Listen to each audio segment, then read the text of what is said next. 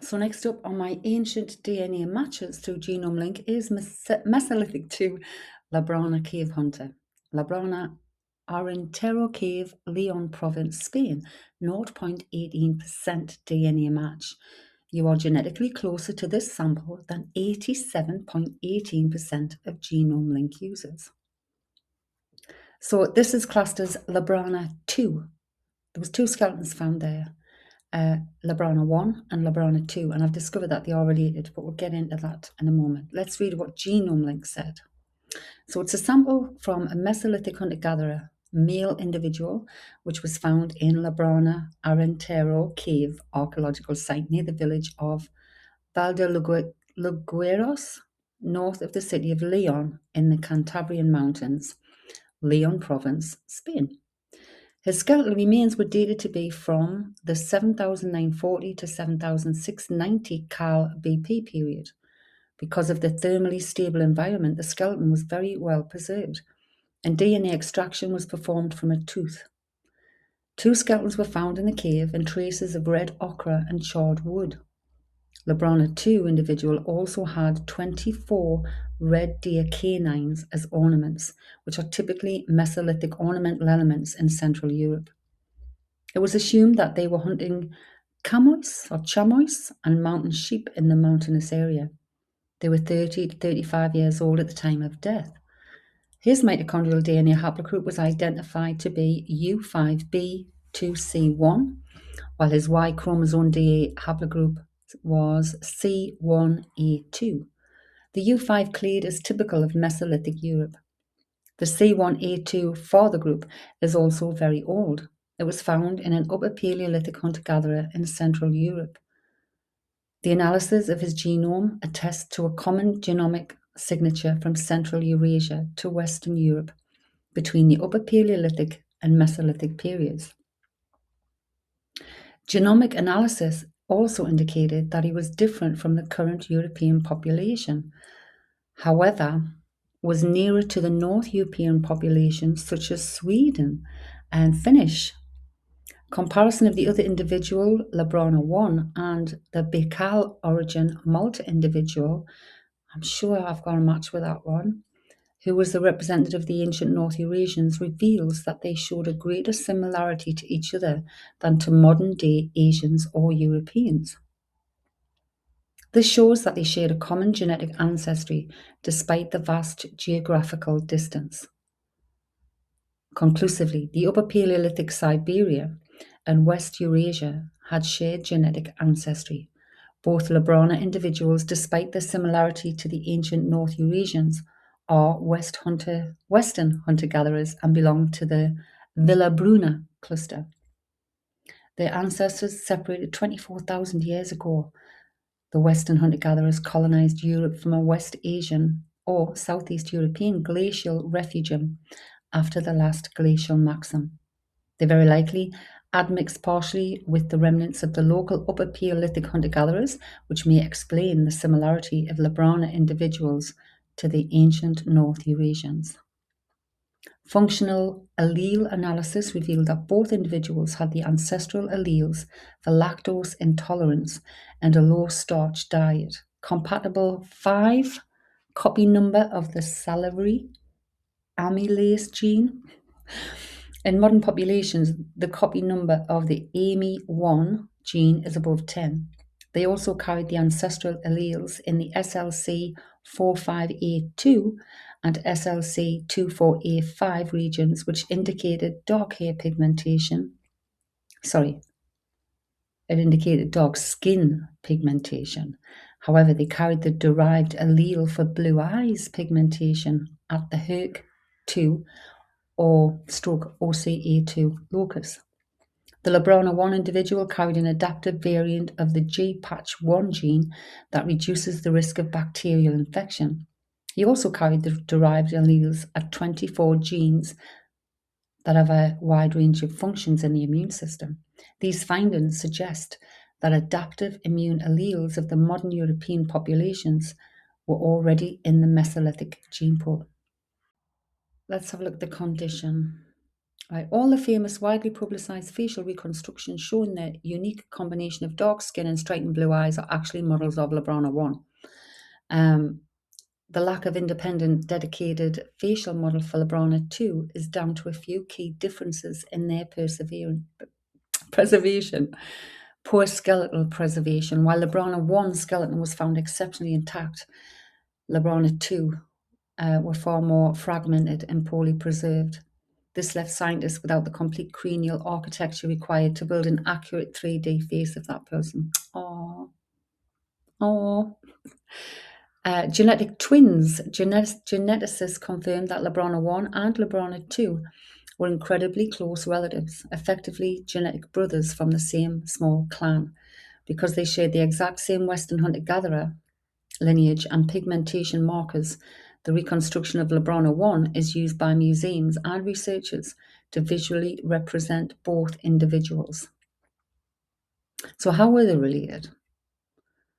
First degree. So LaBran 2 was a first degree relative genetically confirmed to be the brother of LaBran 1. When the initial genome sequencing took place, scientists knew they were part of the same close-knit clan of Western hunter-gatherers. However, deeper genomic analysis officially confirmed they were full biological brothers. Why has only one come up on my DNA thing then, not two? So we're including both of them here, LaBran 1 and 2, the brothers. They shared the same maternal and paternal lines. Both brothers carried the exact same Y chromosome haplogroup C182, a rare paternal lineage among European hunter-gatherers, and the same mitochondrial haplogroup U5b2c, which was passed down from their mother.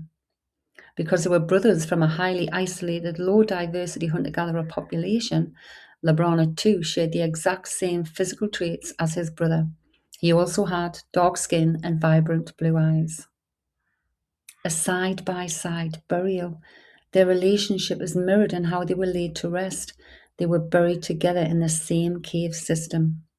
While LaBran 1 was found in a fetal position, LaBran 2 was discovered just a few meters away at the bottom of a collapsed pit, adorned with a collection of 24 pierced red deer teeth used as ornaments.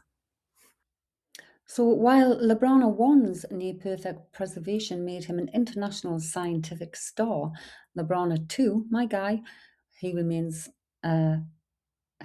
tell quite a rougher story of survival in the mountains, a specialized burial, and an unfortunate vulnerability to water. The skeletal condition damaged by water, LaBran 2's bones were found in significantly worse condition than his brother's. His skeleton was far more broken up and chemically degraded. This structural damage is why a 3D facial reconstruction didn't happen. The culprit, moisture. The cave system experiences seasonal flooding. LaBran 1 was buried on a slightly higher, drier ledge, but LaBran 2 was located in a lower pit that became submerged during ancient cave floods. Water leaching through the soil washed away a lot of the bone minerals and heavily degraded his DNA.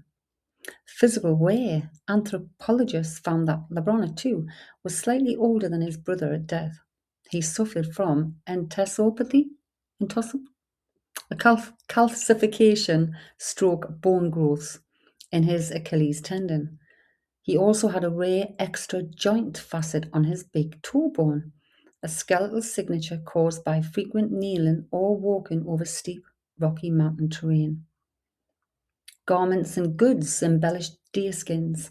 No actual fabric or leather survived the 7,000 years, but archaeologists can infer exactly what he wore based on what didn't rot. The teeth clothing. LaBran 2 was buried with 24 pierced atrophic red deer canine teeth. The precise clustering of these teeth around his torso tells archaeologists they were not a loose necklace, but were sewn directly into a leather tunic, garment, or burial shroud. The prestige symbols. In Mesolithic Europe, hunting red deer was vital, but their vestigial canine teeth were rare and highly prized, having 24 of them embroidered into his shirt hints that he may have possessed a privileged social status or was a highly accomplished hunter. Other goods, he had no weapons or stone tools buried directly with him. However, the sediment surrounding his body was heavily packed with red ochre, a natural iron oxide mineral pigment. His body was likely dusted in this bright red powder as part of a sacred Mesolithic funeral ritual. And that I've come across that a lot with my matches, the burials with the red ochre. A lot of shells and teeth also were different ones. Cause of death, an archaeological mystery. Ultimately, the exact cause of the death of LaBran II cannot be determined from his bones. There was no trauma. His skeletal fragments show no obvious signs of lethal violence, such as unhealed fractures, marks from flint arrowheads, or heavy blows to the skull. Because they lived in the harsh Cantabrian mountains, researchers suspect non-violent culprits. The region suffered punishingly cold winters. A sudden freeze, seasonal starvation, or a localized illness or infection are the most statistically probable causes of death for a hunter-gatherer of his age. Since they were buried so close together and shared a matching radiocarbon date, it remains highly possible that both brothers succumbed to the same event or illness within a short window of time. Oh. So how do we connect? Now, the DNA test that matches to samples that I've had done at GenomeLink is autosomal, which means it takes into account all of your DNA. So half of that comes from your father, but I don't have my father's Y thing, so I have no idea. But does it connect to the mother line, the mtDNA? So I've looked up that, and here's what it said. Your maternal haplogroup J1C3 connects to LaBran II through a fascinating tale of two completely different prehistoric populations whose descendants later met and intermarried in Europe. Because mitochondrial DNA tracks your unbroken mother-to-child maternal ancestry, you and LaBran II are not directly related on the same specific maternal branch. Instead, your maternal lineage represent two opposite sides of the European prehistoric story. LaBran II belonged to the mitochondrial haplogroup U5b2C1, which is an ultra-indigenous deep European lineage. This group represents a Western hunter-gatherer who lived in Europe since the peak of the last ice age. Your lineage, J1C3, your maternal branch, did not belong to these original hunter-gatherers. Instead, haplogroup J originated in West Asia and the Near East. Your specific subclade, J1C3, is firmly associated with the early European farmers. These were Neolithic agriculturists who migrated out of Anatolia, modern-day Turkey, around 8,000 to 9,000 years ago, pushing into Europe and bringing farming, pottery, and livestock with them. But how do we connect? When LaBran II was alive 7,000 years ago in his isolated Spanish cave, the early farmers carrying your J1C3 lineage were actively expanding across Europe.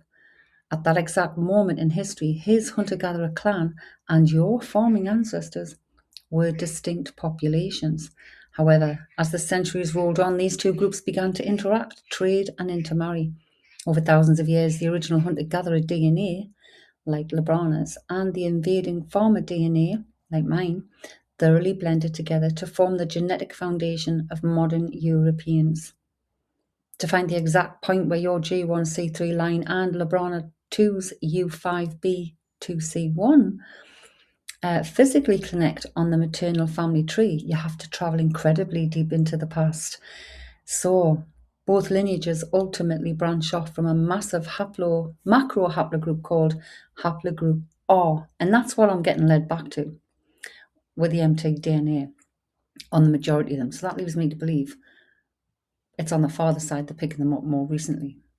Because, does it go that far back? I'm 62 this year, so I don't know how much I'm carrying. Both lineages ultimately branch off from that group.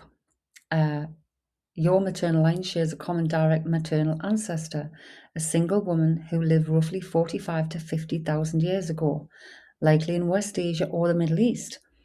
One of her daughters founded the line that eventually evolved into LaBran's hunter-gatherer U, while another daughter founded the line that became your farmer J group. So, the same woman, her daughters, one ended up being U, one ended up being J. So going back, there's a connection there, an MTD line, but you've got to go back 45,000 years. So again, is it mum's side or dad's side? Who knows? But it's amazing. Continuing the journey on my ancient DNA matches, the lady from Cappadocia, Mesolithic 2, TEP 002, Cappadocia, Turkey. I match 0.17% with this sample, genetically closer than 80.24% apparently of other genome link users.